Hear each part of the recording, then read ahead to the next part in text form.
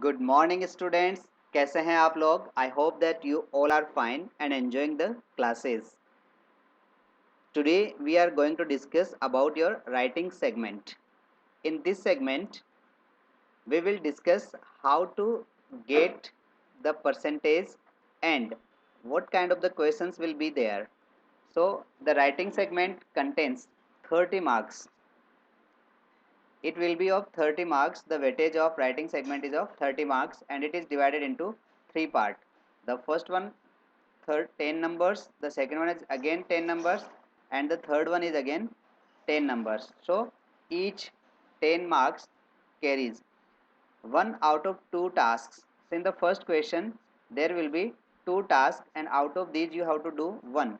In this task you have to do description of any event, incident or a process, and based on hints 100 to 100 words limitation will be there.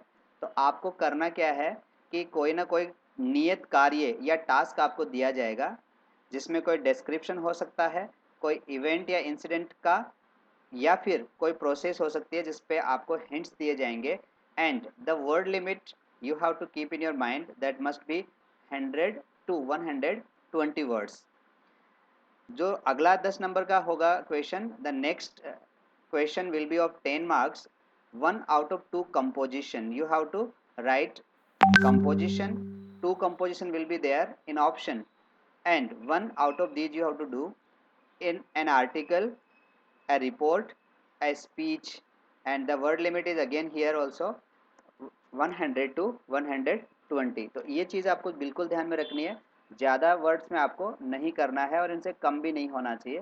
तो आपको 100 to 120 में अपना composition complete करना है। और जो third segment होगा वो होगा आपका लेटर राइटिंग का। तो बिजनेस और ऑफिशियल लेटर्स होंगे जिनमें इंक्वायरीज हो सकती है, कंप्लेंट्स हो सकती है, asking for information, placement of person और एन ऑर्डर एट्सेट्रा। तो इनसे रिलेटेड आपको पूछे जाएंगे, लेटर्स लिखने होंगे। Letter to the school authorities regarding admissions, school issues and requirement, suitability of courses. तो ये पॉइंट्स आपको देखने होंगे। अब देखिए, आपको 10 10 एंड 10 मार्क्स यदि अचीव करने हैं तो ये थ्रूली स्टडी आपसे डिमांड करता है, और अच्छे ढंग से आप पढ़ेंगे then you will achieve best marks. And I think the flying colours will make you happy and your parents also and your society too. So in this writing segment, first of all we will talk about the task and a description of event. Let's go. So the question and the way of question, how will the examiner ask you the question, question किस तरह से पूछेंगे और क्या type का question होगा, एक example हम यहाँ ले लेते हैं। Write a task in 100 to 120 words giving description of an event on an important day in your life or how you celebrated and enjoyed the event of your birthday based on the hints given below. So as I told you, there will be hints, कुछ hints दिए जाएंगे जिनसे आपको ideas मिलेंगे और विचार करने के लिए। So which day is important in your life, what is so important, इसमें इतना इम्पोर्टेंट क्या है, what happen that day, so वहाँ क्या हुआ था उस दिन, वो पूरी घटना इंसिडेंट्स आपको बतानी है। How you enjoyed it every year. अब देखिए, ये चीज़ें बताते समय आपको कुछ पॉइंट्स है जो ध्यान में रखने हैं। ये डिस्क्रिप्शन एक पैराग्राफ की फॉर्म में होगा कि एक ही पैराग्राफ में आपको डिस्क्रिप्शन करना है। Here I had given you and I wrote a little bit in a big font, that's why it has been divided into two portions, but it must be in a paragraph, in a shape of paragraph. Description: when you start any description there must be idioms, proverbs and quotations, questions, facts and statistics।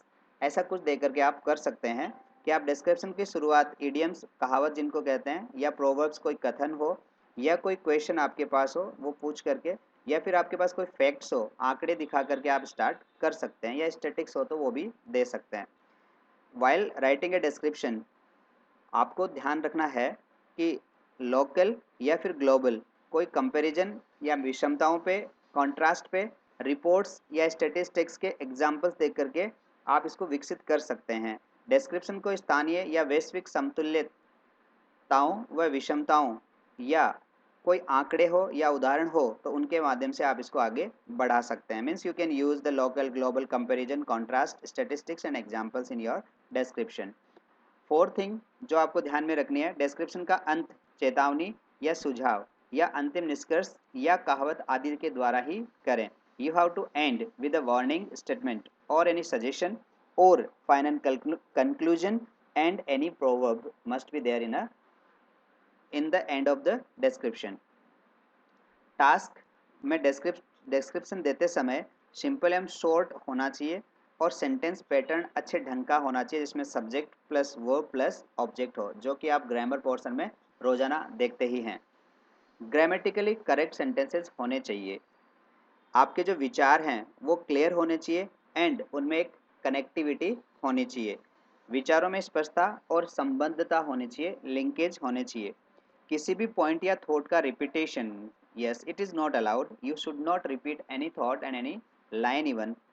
शब्द सीमा का अवश्य ध्यान रखिए। Word limits must be pointed out and you have to be in limits. So today's question is, write a task in 100 to 120 words giving description of an event, an important day in your life or how you celebrate। कि आपको एक description देना है किसी event का जो आपके जीवन के लिए इम्पोर्टेंट हो, आपने उसको कैसे सेलिब्रेट किया और कितना आनंद उसमें उठाया। तो आपका बर्थडे हो सकता है। कुछ हिंट्स यहाँ दिए गए हैं और हिंट्स के हिसाब से आपको जवाब देना है। तो आज हम लेते हैं an important day in my life और माई बर्थडे। किस टॉपिक को लेंगे? An important day in my life और माई बर्थडे, या फिर कह सकते हैं और my birthday party. Birthday is an important day in the life of everyone. So here nothing is to remind, recollect, and understand. It is very easy. Birthday is an important day in the life of everyone. It is a great occasion. ये बड़ा ही महान अवसर होता है। A person always remembers his birthday. Birthday हर आदमी को याद रहती है। He eagerly waits for its arrival. और इसके आने का eagerly उत्सुकता से इंतजार किया जाता है। So it is also an important day in my life. So while writing any incident about this important day in your life, you have to put these points out. इन सारे पॉइंट्स को, इन sentences को आप आराम से लिख सकते हैं। देखिए सेंटेंस बड़ा सिंपल है, इसमें सब्जेक्ट आ रहा है birthday is an important day in the life of everyone. तो इसी तरीके से आपको सेंटेंसेस बनाने हैं, ग्रामेटिकली करेक्ट बनाने हैं। आई सेलिब्रेटेड या I celebrate my birthday on 28 April every year. 28 तारीख को अप्रैल में मैं हर साल मेरा जन्मदिन मनाता हूँ। आई इन्वाइट माई फ्रेंड्स, मैं मेरे दोस्तों को बुलाता हूँ। My parents clean and decorate the hall, my parents help me to clean and decorate the hall. Sometime your friend में also help, you can write that one also. A table is placed in the middle of the hall. How you celebrate that? So you have used a table in the middle of the hall. A birthday cake is put on it and you put the birthday cake on it. The candles numbering the years of my age are lighted around the birthday cake. Means if you are 18, then there must be 18 candles. If you are 15, then there must be 15 candles. Most of them you are 14 to 16. So 14 to 16 candles should be there on the table on the cake. My relatives also came to join the function. और relatives भी इस function को join करने के लिए आए. I cut the cake and there is clapping all around. मैं birthday cake काटता हूँ और सब तालियां बजाते हैं. Everyone wishes me happy birthday. सबके सब मुझे happy birthday wish करते हैं. My friends sing songs and dance. मेरे दोस्त गाने गाते हैं और नाचते हैं। आई गेट मैनी गिफ्ट्स, और मुझे बहुत सारे गिफ्ट मिलते हैं। It is an important and memorable day in my life. ये बड़ा ही महत्वपूर्ण और याददाश्त दिन होता है मेरे जीवन का। I enjoy it every year, मैं हर साल इसका आनंद उठाता हूँ।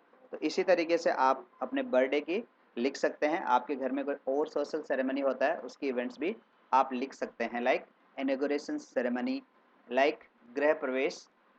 इसी तरीके के कुछ प्रोग्राम्स होते हैं जिनका आप आराम से जिक्र कर सकते हैं, या फिर कोई टी पार्टी आपने ऑर्गेनाइज की उसका जिक्र भी आप कर सकते हैं। तो इस तरीके से हमारे राइटिंग पोर्शन का टास्क का फर्स्ट डिस्क्रिप्शन कंप्लीट होता है. So see you in next class. Till then, happy learning.